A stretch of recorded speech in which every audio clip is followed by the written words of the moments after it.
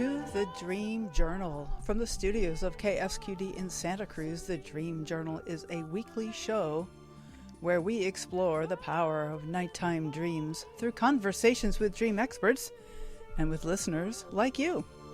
In the house behind, the life you find is something understood.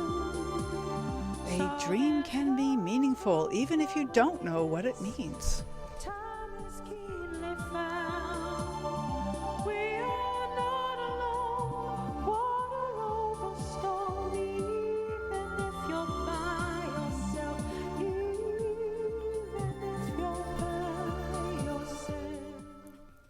Today's music is called Evanescent.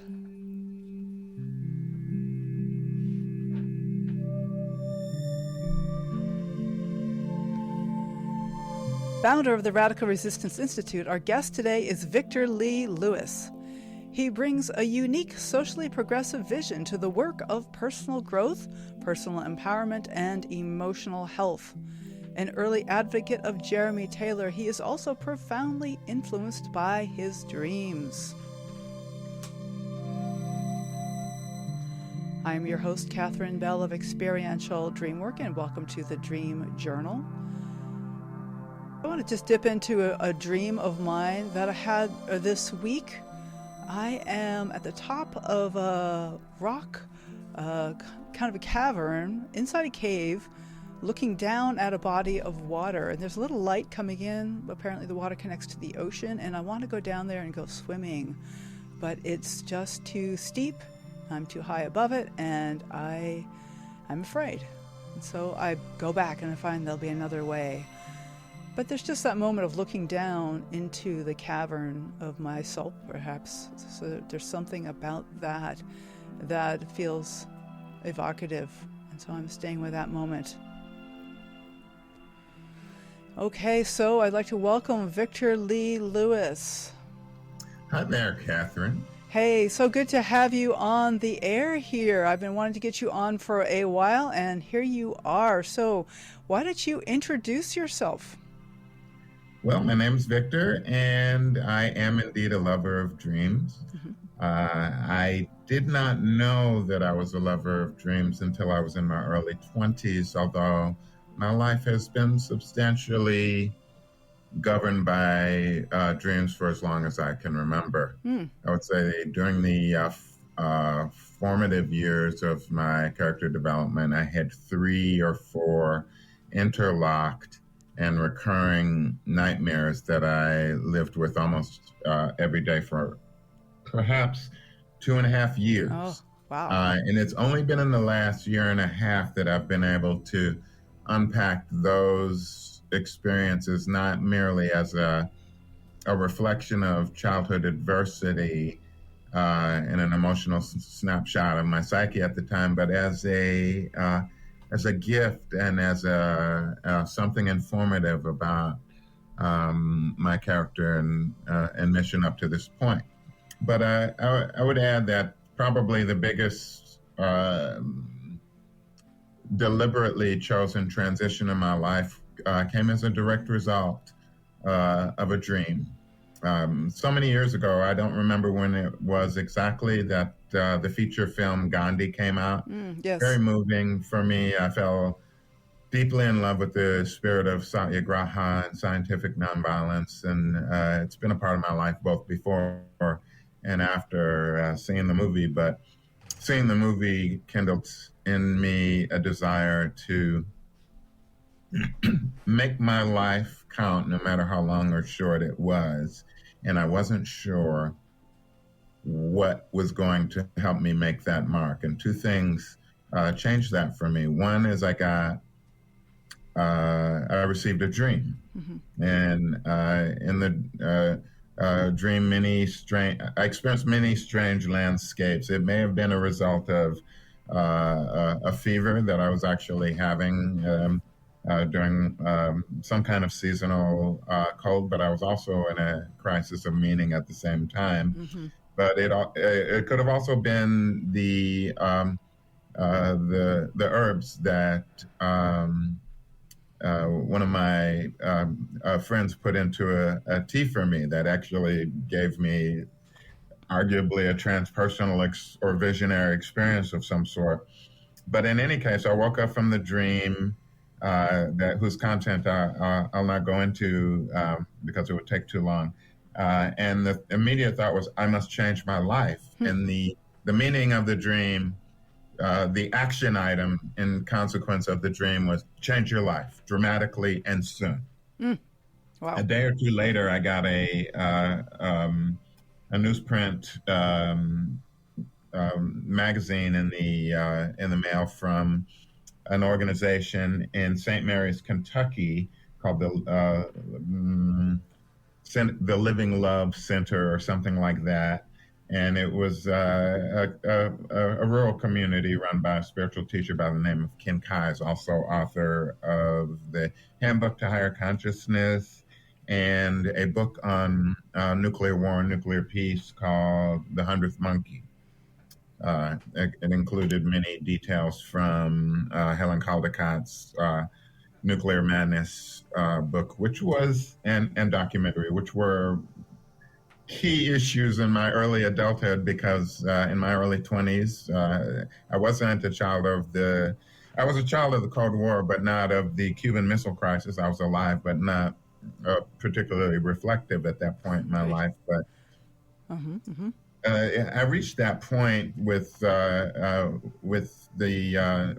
nuclear weapons, where I thought, I've got to do something to change my life. And the dream said, change your life. And then the newspaper said, we're moving from St. Mary's, Kentucky to Coos Bay, Oregon. Come help us establish a spiritual community. So I knew that's what I needed to do. 30 days later, I had sold everything that I owned except for a couple of boxes worth of things that I had shipped later, and moved to the West Coast to join a spiritual community. To make a long story short, a year later, I met Jeremey Taylor in Berkeley, California, and fell in love with Dreamwork as a practice, not only for spiritual growth and psychological healing, but guidance, power, and creativity in changing the world in service to social justice and human liberation and the repair of the life community. Right. Okay. And so you have these kind of twin calls. You have the call to social justice, and then these inner calls that are very direct to totally change your life on the basis of a dream. And I find myself often saying that my most important activism is my inner work, but there has to be things that we do in the outer world as well. And so how do you balance these two calls? I think the history of human cultures indicates that there has always been a conversation between the inner call and the outer expression of the call. Whether we're talking about discovery or invention or conquest or the investment in a new cause, dreams have been there. Dreams have come to men, women, and children, and have made a demand on their lives, which have changed the world and created the world that we live in. Absolutely, I deeply believe that even the dreams we don't remember are having a huge influence on us during the day. So we do remember some dreams, but not all of them, and yet they're all having an influence on us. Absolutely.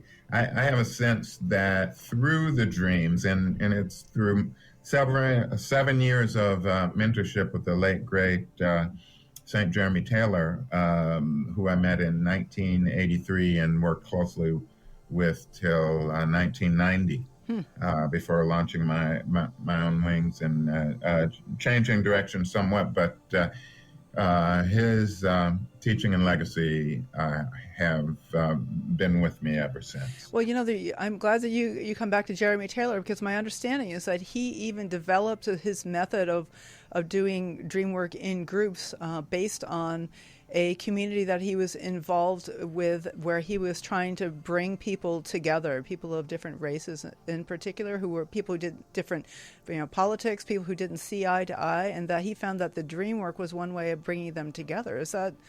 Have you heard that story too, that part of? I've heard many such stories from Jeremy, and indeed, there is something about the quality of mutual co-holding and co-learning that happens in a Jeremey Taylor styled dream work circle that is exactly the spirit. It's exactly the spirit of collaboration, exactly the spirit of co-teaching and co-learning that is required for these deep, profound forms of social learning that I think we need to undertake species-wide in order to find the networks and ties, impulses toward solidarity that we require in order to remain or become a viable and regenerative presence in the Earth community for the next 100,000 or million years. Right. We should, and is there a way that we can tap into this amazing resource while there's time, while we still have a resource, while we still have a planet, the ecosystem that we can rely on? In addition to all of our conscious observation and conscious purposes, I have a arguably faith-based, perhaps anecdotally experience-based as well, conception of the dreams as a realm of oneness in which individual instincts, individual impulses, individual yearnings and inclinations can be coordinated by the soul of humanity or the soul of the earth, the common presence, intelligence, and creativity in the life community itself.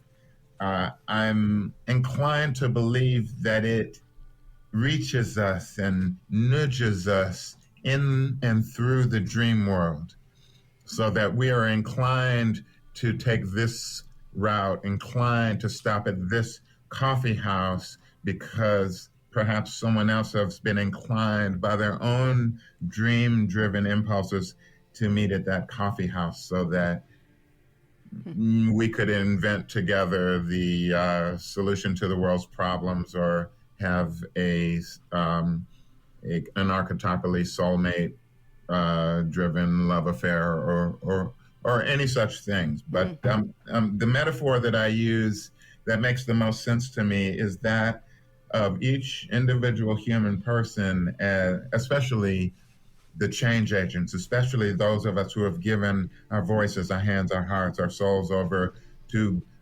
whatever is trying to be born in this time of falling away and collapse and chaos and uncertainty. I like to believe that the world soul, the intelligence and creativity that drives the universe and life on Earth, is speaking to each one of us through our dreams, the way the pattern of the butterfly speaks to each imaginal cell in the chrysalis of that butterfly, which are just free-floating cells in this protein, nutrient-rich, vitalized, alive chaos. In the goo, this is one of those kind of spiritual metaphors of being in the goo, making the transition from caterpillar to butterfly, right? Yeah, all of that, or all those organ systems and all that articulation in the well-formed and self-confident butterfly get dissolved through an enzyme action into a few specialized free-floating cells in different parts of the field, if you will, within the chrysalis, and all of this nutrient matter. But what organizes the butterfly out of all that chaos? And how does an imaginal cell that becomes part of an antenna know that it shouldn't become part of a right hind leg or the scales on a left wing? And it seems to me that each imaginal cell must feel and experience the pattern of the whole butterfly in order to know what it is supposed to do in its specific location. Right. Right. And so what is it that creates this pattern, and how can we access, like, where are we each supposed to be? Like you mentioned synchronicity, like following those synchronicities, maybe that intuition that's nudged along. Yeah, I'm going to guess that that we'll never find out why this is happening necessarily, but we can learn how to be more sensitive to it and respond to it. What is the mystery of life? How do we solve the hard problem of consciousness? I don't know, but It's a hard problem. can I listen to my dreams in a way that aligns me with what life on Earth is trying to do? I think so. Can yeah, go ahead. Oh no, I'm just thinking about this, like the dreams and how valuable they are, and I'm wondering if you have any pointers for us, like how do you work with your dreams, or what do you recommend that people do to explore these different options and so they could be open to the possibilities? Well, I use and am a devotee of the projective group or collaborative Dreamwork method that has been defined by Jeremey Taylor. And when he calls it projective Dreamwork, he's suggesting that anything and everything that we would or could say about another person's dream is a projection, and the best and most honest statement that we can make about any reflection that we may offer is to own it as a projection and to suggest, even as we speak our offering to the dreamer, that if this were my dream, it might be a dream about titrating my access to the deeper truths of my journey. I'm just riffing off of the dream you shared at the top of the hour. Yeah. I'm thinking, thank you, Catherine. If that were my dream, it would be a dream about my soul, my inner wisdom, my guiding intelligence, wanting to find an alternative pathway to one designated for me by my waking conscious mind, and that being just fine. That this is perhaps too steep, and that an alternative path will be both easier and perhaps deeper and faster.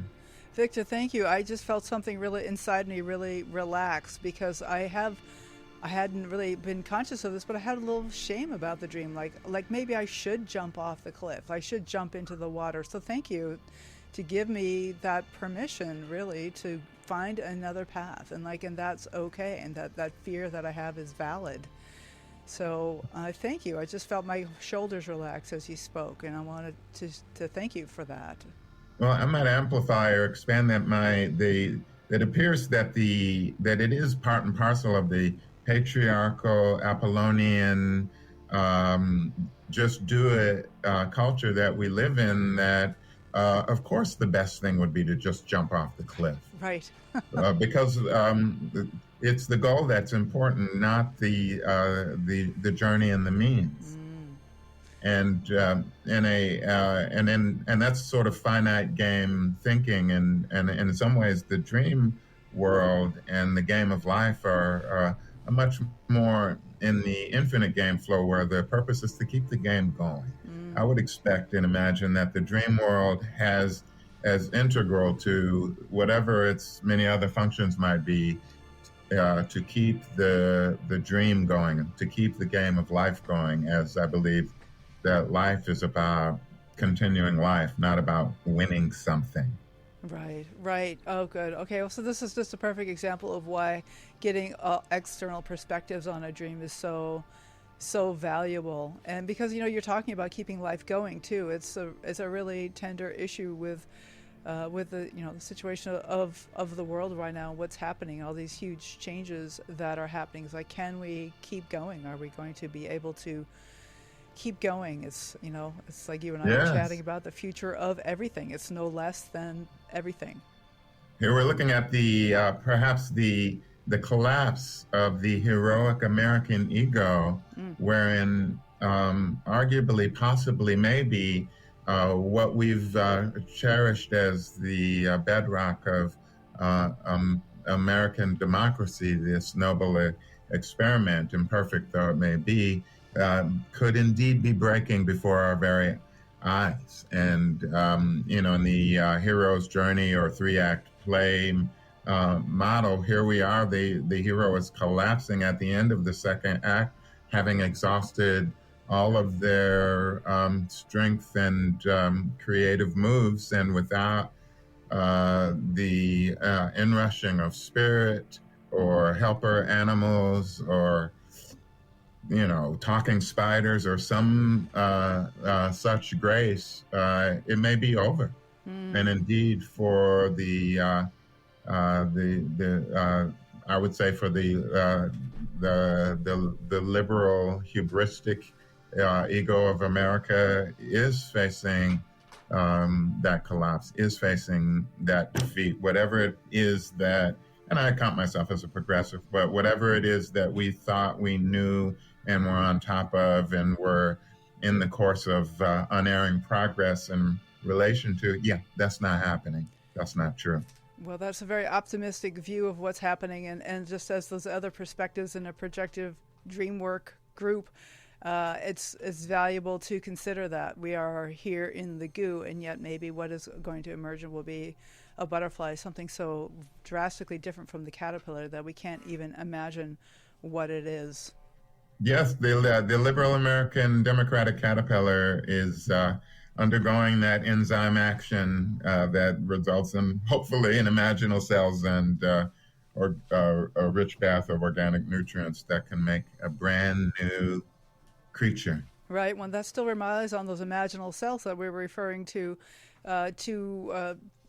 know their place, to follow their intuition, to follow their dreams, and do what needs to be done.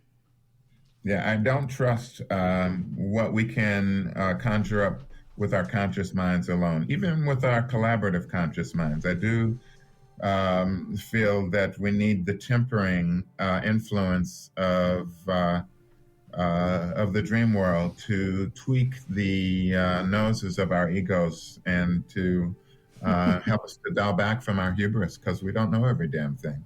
Right. That is for sure.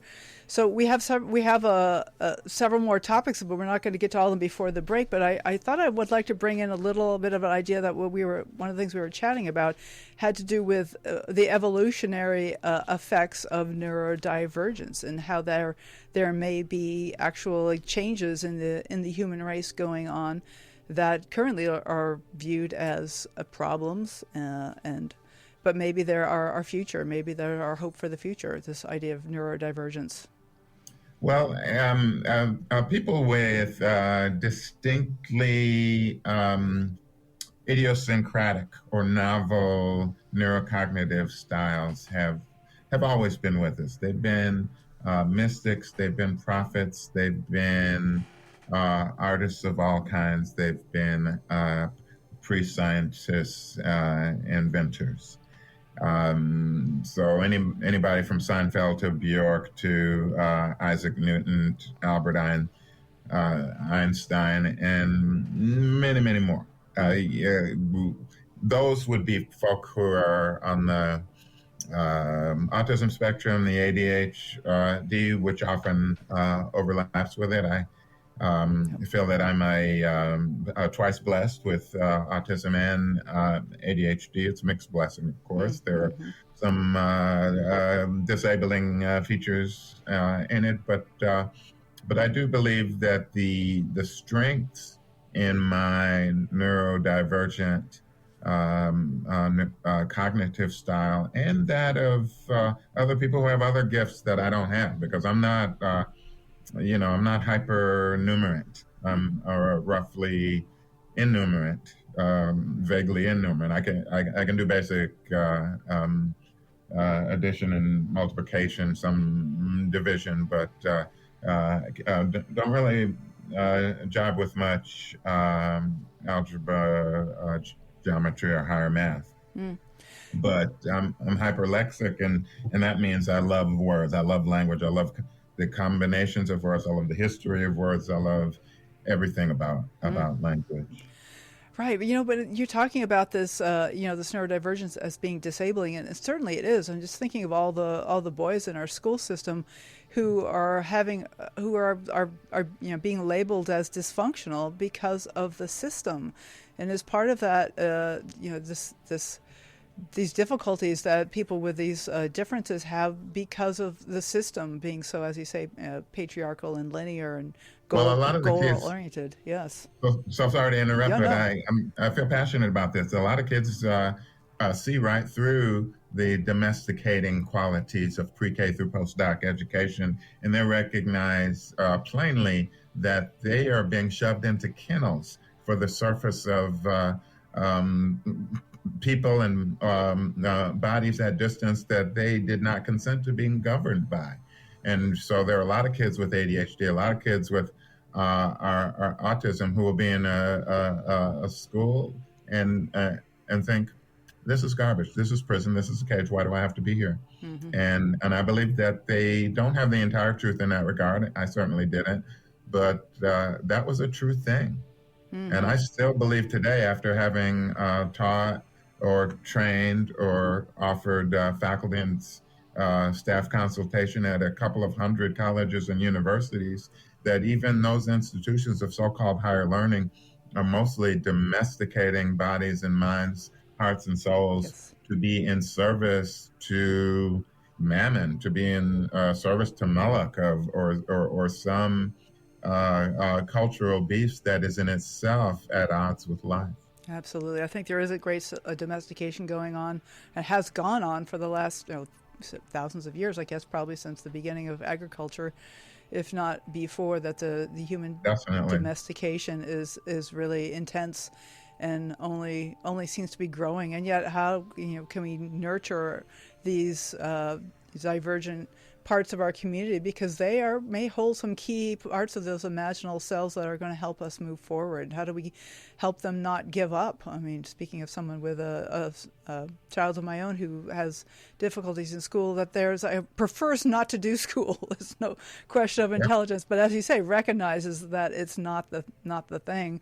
Like, how do we tap into these people and not just have them being so discouraged? It's just to bring it out into the conversation, I think, would be good.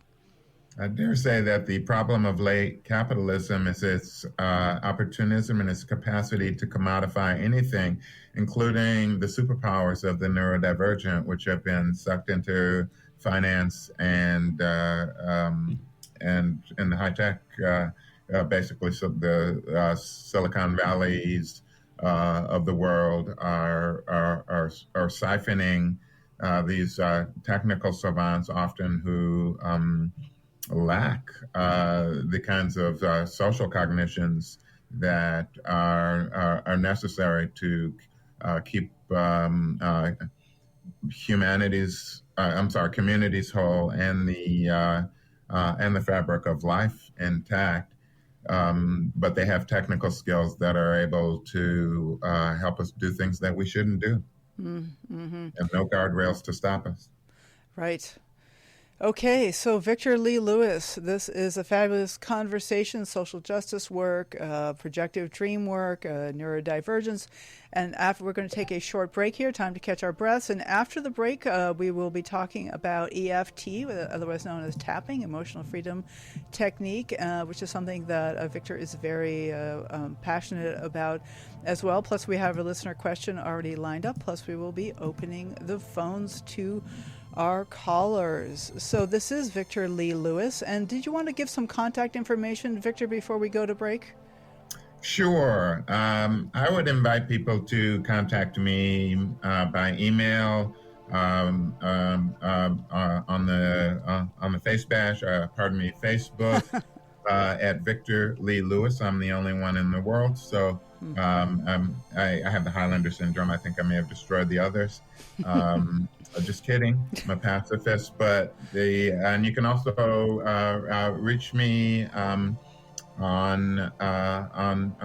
the messenger apps like WhatsApp at 510-204-9567.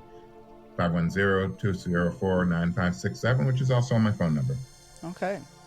Excellent, Victor. So glad to have you on the show. We'll be back with more in just a moment. So I want to say that we are broadcast live from the KSQD studios in Santa Cruz and co-broadcast live in San Jose by KCXU. We'll be right back.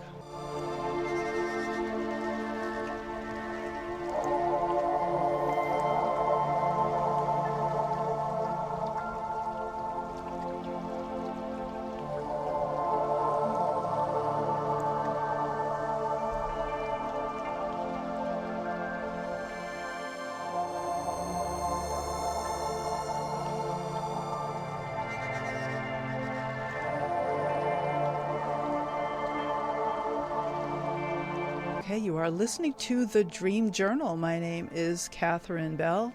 I would like to invite you to like the Dream Journal on your podcast apps. You can listen to it almost anywhere. If you leave a rating or review, it helps a lot. We really want to nudge the algorithm in favor of dreams. As we're learning about with Victor Lee Lewis, there is so much importance in having people pay attention to their dreams. And so one of the ways you can do that is by spreading information about this podcast. But even more importantly, I'd love to have you tell your friends, because spreading the word from person to person is the most important thing. And then you have someone you can talk to your dreams about. It's all about talking to your dreams, sharing your dreams, and really paying attention to them, honoring them for the gift that they are. You can also contact me if you'd like to be a guest on the show. You can talk about a new book, or you can let folks know about your dream-related offerings.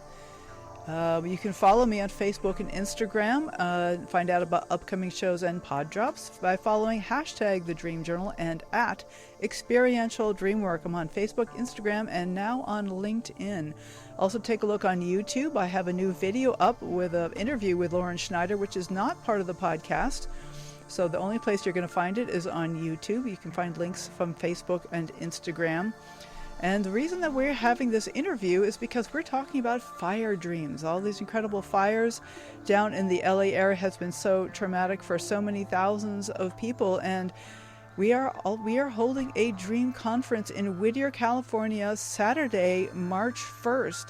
And the theme of the conference is Wisdom and Resilience of Dreams. And it turns out to be a perfect fit for what is happening in the world right now. So it'll be an all-day event.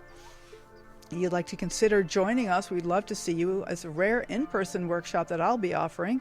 Plus there's about a dozen people altogether offering workshops, including Kelly Sullivan Walden, Marilyn Manzi from the Bay Area, Jeff Nelson, of course, Walter Berry.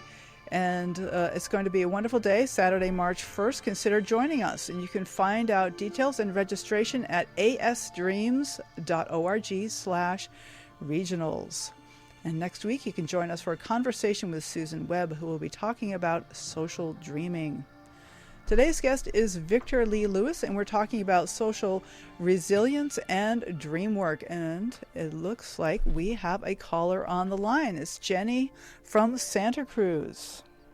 Well, hi, Catherine. I'm taking up your request that locals call in today. Thank you. And what you say every week, but it really kind of struck me this week. A dream can be meaningful if you don't know what it means. Because this morning I got an email from a friend of mine dreaming, and I thought this doesn't really mean anything to me. So I'll read it to you. Okay, you there, Victor? You can hear the caller? Pardon? Oh, I was just checking with Victor, making sure he can hear the caller too. Yes. Okay. You there, Victor? I am. Okay, fantastic. Jenny, please thank go you. ahead. Let's hear your dream. I woke, this is what my friend wrote to me this morning. Okay. I woke with fragments of a fairly powerful dream. I was hosting some kind of gathering, political perhaps, in which I invited you. It seems you didn't know any others who were there. You came and brought two beautiful fabric pieces, seems like with Indian designs, with which you spent all your time in ceremonial mode. You didn't interact with the others, and I just told them to ignore you and go on with what they were doing, of which I have no recollection. After it was over, seems like I was at your place and you were explaining the meaning and wanted very much for me to understand and even embrace the beliefs represented in the fabrics. Seems I was neutral but non-judgmental. That's all I remember. Right. So Jenny, do you want to start? Do you have any ahas about this dream? Do you have any things you'd like to share about this? Well, the sort of general feeling of me being maybe involved in something spiritual, yes, and in ceremonial mode, yes, and maybe not interacting with people that I don't know. I don't know. It seems a little bit vague, but somehow her taking the time to write it and saying it was powerful for her is just, it's just sort of floating around with not many feet. Right, and yet she shared it, and this is really exciting to me, Jenny, because this is exactly the kind of conversation I would love to be inspiring in my listeners. So just share dreams with each other, and a dream can be meaningful even if you don't know what it means, and like just. I bet your friend got a lot of sense of meaningfulness just by sharing the dream without having to go into X means Y or anything like that. So thank you. She could feel the dream. Yeah. She could feel that it was important. She could feel its meaning even though she didn't understand its meaning. Yes. The dream that I woke up from that caused me to say, I've got to change my life, and 2 days later I decided to pack up everything and move 2,500 miles from where I was living. And did I understand the dream? Not at all. The bottom line was change your life, do it right away. Yes, right. That those meanings just pop out without even necessarily connecting to the details of the dream. But there's something in that dream. So, I would love to play projective dream work with this. Yeah, would that be okay, Jenny? Thank you. Yes. All right, Victor Lee, go right ahead. And by projective dream work, I mean that there's nothing that Catherine or I could offer that would be other than our own projections, and an honest and safe way to share about other people's dreams is by owning it as both a shameless projection and as a potential gift. So here it is. If this were my dream, this would be a dream about the zeitgeist, about the spirit of our times, the ritual, the ceremony, and the disconnection would be reflective of the siloing within ideological camps, within social media silos, whether you're Fox or MSNBC or Democracy Now or something else, InfoWars or whatever. This would be a dream about disidentifying with the tendency to polarize. If there's meaning in a fabric, guess what? Somebody wove the fabric, or some group of somebody wove the fabric and designed the pattern that's woven into the fabric. That is, and the two fabrics would be a reference, a joke, perhaps, a nod towards the tendency toward two valued polarizations that are consuming our attention in public life and certainly in virtual life, and those are the conflicts based on those things are the lifeblood of social media, which are driving us down to the brainstem or the bottom of the limbic system in this race toward more excitement, more anger, more fear, more mistrust, more competition.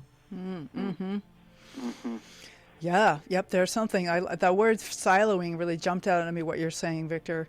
And that was one of my ahas about the dream. If I'd like to share an projective aha here, which is that if this were my dream, I'd be thinking about it as almost a joke that somebody in the dream, that there's this political or some kind of activism going on. There's a group where something they're trying to do something political.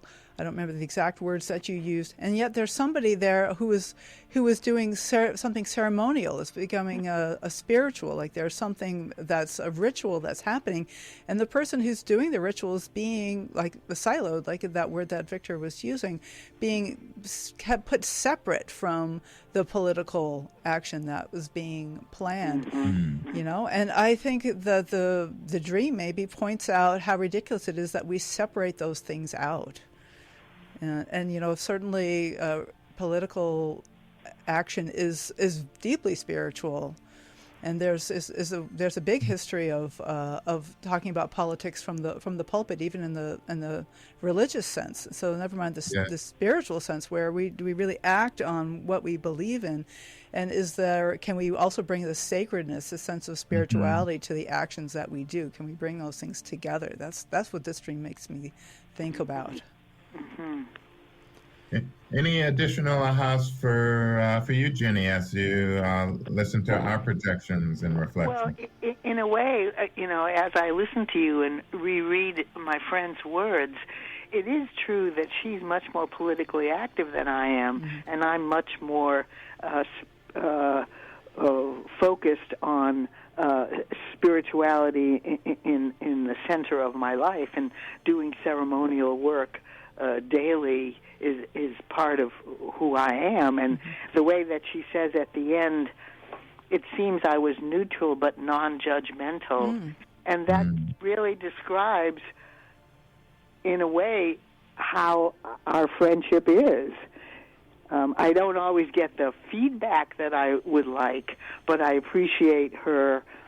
I appreciate her activism, and I appreciate my being able to be friends alongside of that. Right, and they were comfortable to send you a deeply personal dream, as dreams always are. And so that's really exciting that you hold this place in their life that they felt comfortable sending you a dream, and they trusted you. Not only did you show up in the dream, but then they shared it with you. And so there's a lot of trust there. And so that speaks a lot about your relationship.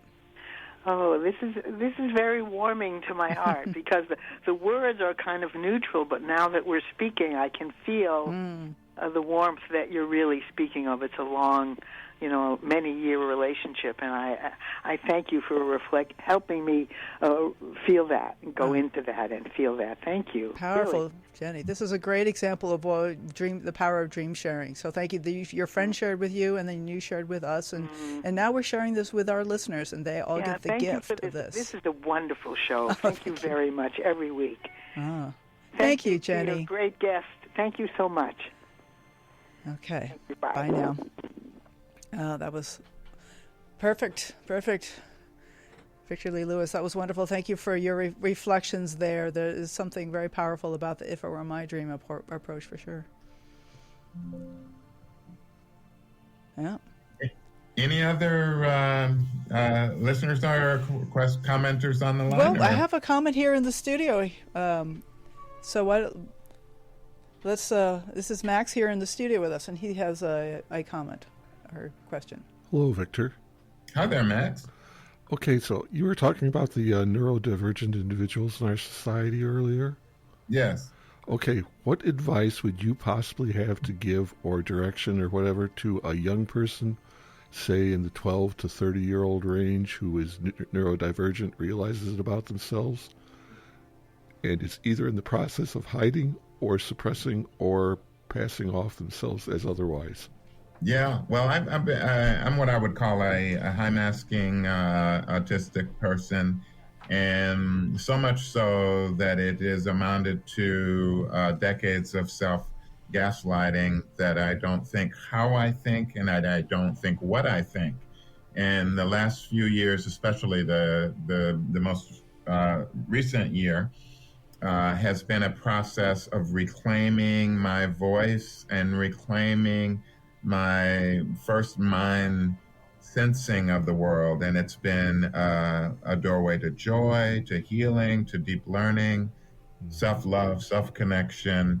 And the more I become my natural, unconditioned self, if you will, the more I have this feeling upwelling within me in response to the world at large. You need me.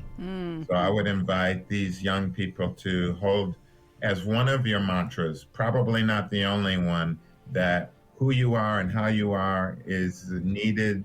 Face the world, not with a belligerent, oppositional, defiant, you need me, but with a humble, relaxed confidence that the very strange or extraordinary ways that we have cognitions about the world or intuitions about what is to be done, that is needed.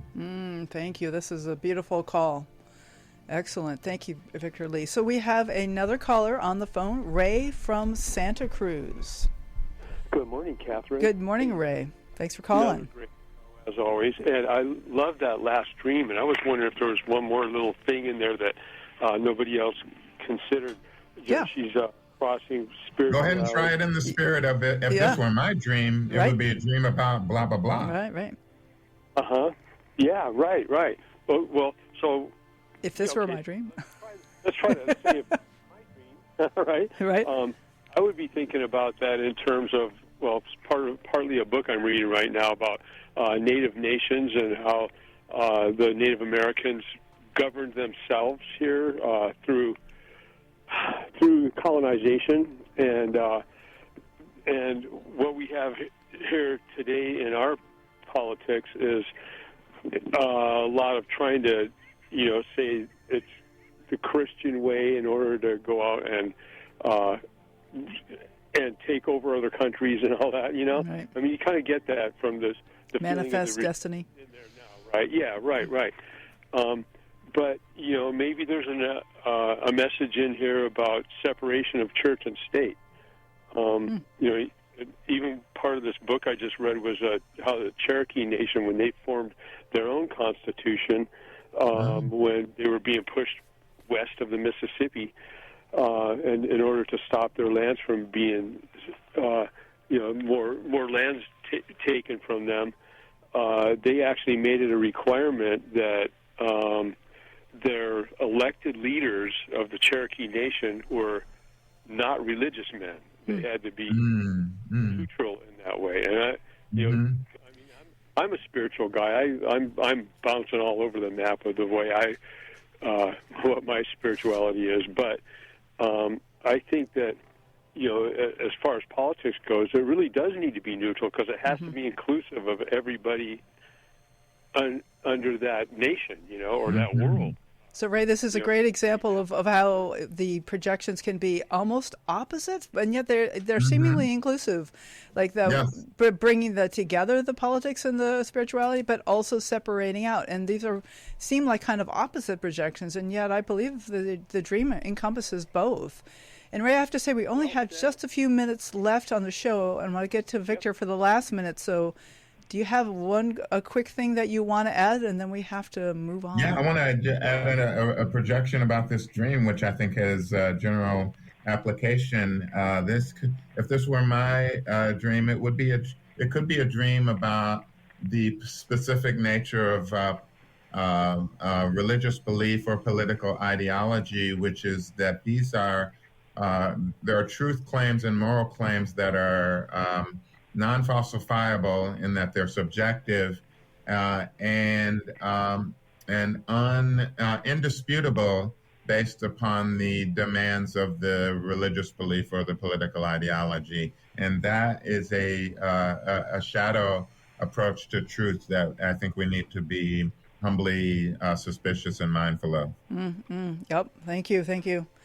So, Ray, I think we have to say goodbye unless you have like a 10-second super quick thing. We gotta watch the clock and the radio. You know how that goes. Go ahead. I got it. Just many thanks. I'm grateful you're there, all of you. Wonderful. Thanks so much for calling, Ray. I'm so glad. So, Victor Lee Lewis, so glad to have you on the show. This has been a fabulous, dynamic conversation, and we never got around to EFT, the tapping. Well, we're going to have to leave that as a lesson for the, or exercise for the listener to look up emotional freedom technique. And do you want to say maybe just 30 seconds of why you find it powerful, Victor Lee? Or you can choose to end the show any way you like. What would you like your final statement to be here? I'd like to tell people what my life goal is, and yes. that's Perfect. Human liberation, which I define as the elimination of the causes and the undoing of the effects of every form of alienation, gratuitous violence, and institutional oppression, so that the human family as a whole, on one accord, may become a viable and regenerative presence in the life community. Amen. Amen. Amen to that. Victor Lee Lewis, thank you so much. And you mentioned email and phone number. Listeners can always get in touch with me, and I will get you in touch with Victor Lee Lewis. He works entirely on the gift economy, and so any work that you do with him, he works with trauma and diversity and all kinds of social justice. So if you want to get in touch with him, contact me or try the phone number. You can read it again, or else we can just 510-204-9567, whether you're an army of 1 or 2,000. Perfect. Yeah, he's very excellent at facilitating large groups. He's done some groups for the IASD, so highly recommended. Thank you so much, Victor Lee Lewis. My pleasure, and a great honor to be with you, Catherine. All right, take care. All right, well, thank you all for listening. The Dream Journal is produced at the studios of KSQD in Santa Cruz. We're live every Saturday at 10 a.m. Pacific at ksqd.org. The podcast is released on the Monday after the show. It spreads interest in dreaming when you subscribe, rate, and review. My name is Catherine Bell. You can find out about my dream coaching practice at experientialdreamwork.com. Email me at catherine@ksqd.org, KATHERINE, at ksqd.org. Follow Experiential Dreamwork and hashtag the Dream Journal on Facebook, Instagram, and LinkedIn to find out about upcoming shows. I'd like to thank Rick Cleffel, engineer and music creator, audio editing by Suki Westling, phones by Tony Rissimano, intro and outro pieces are both by Mood Science. And tomorrow morning when you wake up, take a minute to write down your dream and bring it to the next Dream Journal.